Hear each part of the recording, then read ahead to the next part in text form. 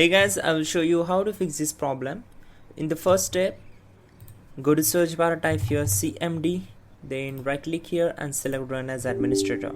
Select S. Once we are here, we need to execute some commands, so type all these commands carefully and hit enter to execute them. Type in ipconfig space / flush DNS and hit enter.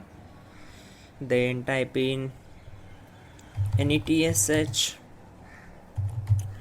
winsock reset and hit enter.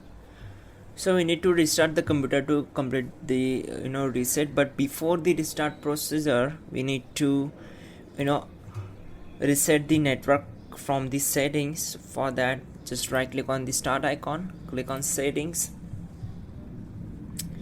then click on these three lines, go to network and internet, scroll down, go to proxy, disable this option, automatically detect settings, so disable this one and just go back, go to advanced network settings, scroll down and click on network reset.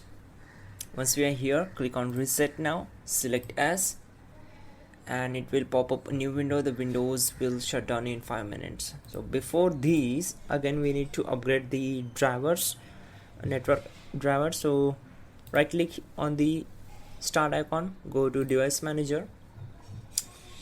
Now simply expand network adapters, expand these, right click on the particular network connection, go to its properties, go to driver tab, select update driver, then click on the first one, then the base driver will be installed automatically. Again close all windows one by one and press Windows key plus R key together to open run and type your services.msc and hit enter. So this will open services window, and we need to find out the WLAN and WWAN. So keep scrolling down until we found the WWAN auto config. Simply right click on it, select properties.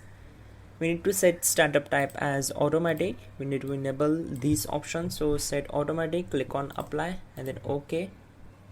Again go for WLAN, right click on it, select properties, set startup type as automatic, click on apply, start the service and click on OK.